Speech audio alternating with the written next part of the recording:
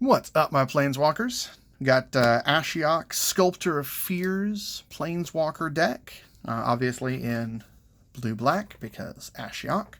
What we do with these is we open them up, we look at the cards, we see what kind of value we're able to spot, and talk about what we might do to upgrade it, various other things.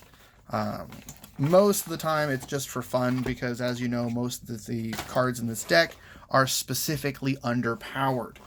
Wizards has actually blatantly stated that everything in there is designed to be playable only for new players.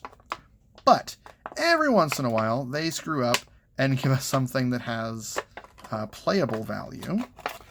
So we look through and we see what we can get. That's just going to stay where it's at. So inside, you know that when it's not a core set, and these are $15 a piece, that you get the deck box, little intro thing, and 2 packs. We'll of course save the 2 packs for last, and look at the deck itself for playability and value. You also know that on Arena, you've got this code card in the back, where it says "See other side" for code. Right there is where it's going to have the code that you can input onto your Arena account to have this deck available to you. And those. So just, keep an eye out for that if you decide you want to play this or play online or whatever. So we've got the first rare is Gravebreaker Lamia. I think this is like a 30-cent card, but it is definitely playable in a brand new person's deck. 4/4 lifelink for 5. When Gravebreaker Lamia enters the battlefield, search your library for a card, put it into your graveyard, then shuffle your library. Spells you cast from your graveyard cost 1 less to cast. So this is obviously designed to work with the escape mechanic. This is part of the regular core set. This one, as you can see, if you're new to all this, on the bottom, this has 98 of 254. This follows the Pokemon theme of secret rares. They're not really secret, you know what they are and where they're at, but it's beyond the regular set. So you have Ashiok's Forerunner, a 3/3 for 5, double color here, got blue and black. Flash, very important, being able to play it on your opponent's turn. When Ashiok's Forerunner enters the battlefield, you may search your library and or graveyard for a card named Ashiok, Sculptor of Fears, reveal it, and put it into your hand. If you search your library this way, shuffle it. Not a huge deal, but there's a couple of them. It's designed to make it feel like Ashiok is more in the deck than she actually is, since she does not have escape. I got some commons, Lead Instructor. Well, that's kind of cool. Didn't expect a constellation to be included. If that's not supposed to be there, let me know in the comment section. This is the first one of these I've opened. Towering Wave Mystic, there are 3 of them. This one is very much fill your opponent's graveyard. Sometimes it's good. Sometimes it's not, because, hey, your opponent has escape too. Varika's Spawn, Underworld Charger, Devourer of Memory, Swimmer and Nightmares. This is another one that's not part of the regular core set. It's a 1/4 for 3. Swimmer and Nightmares gets +3/+0 as long as there are 10 or more cards in a single graveyard. So that's what we're going for on that one. It can't be blocked as long as you control an Ashiok Planeswalker. Interesting. So you want to get this out, then go find your Ashiok, or vice versa. Mind Rack Harpy. It's another one that's used only in this deck. It's a 3/2 flying for 4, so a bit underpowered for that.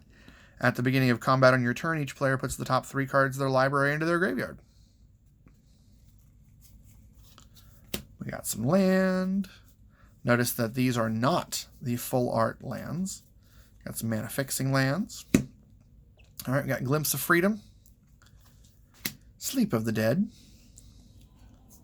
Poor little doggy, going to sleep. Final Death, got some removal. Funeral Rites, draw 2 cards, lose 2 life, and put the top 2 cards of your library into your graveyard. And then we got Mire's Grasp. So all in all, It's not bad. It's got some removal. It's got some interaction. It looks like it's designed to be played against another creature type deck. I don't know how well it would do because deals with creatures, draws cards, deals with creatures, deals with creatures. I don't know how well it would do against like a Spellslinger style deck where they don't have a lot of creatures on the field. They want to beat you with other stuff, but I think you just have to play through it and see what you got. Now, of course, you know that if you're a veteran player, sometimes picking these up, and you can only use the cards that you get to tweak the deck. So you open up your 2 packs to go along with it and see what you get and try and make a better deck out of it. It's a fun way to spend $15 if you're that inclined.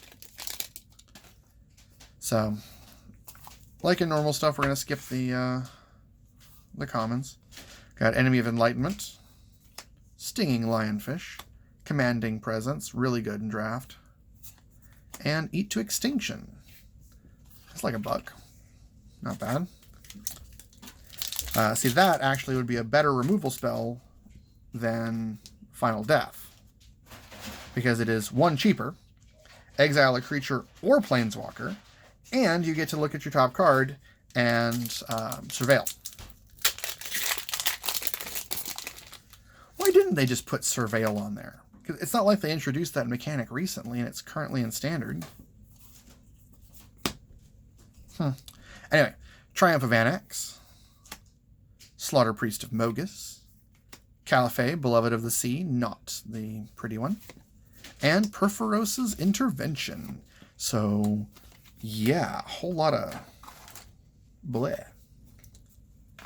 Real glad that I did not pay full retail price for this. Overall, though, it's one of those things that you get when you gamble. You know what you're going to get in the Planeswalker deck, and you get a couple of packs to gamble on. So, thanks for tuning in. Appreciate your continued participation in my YouTube channel. And I'll check you next time, Planeswalkers.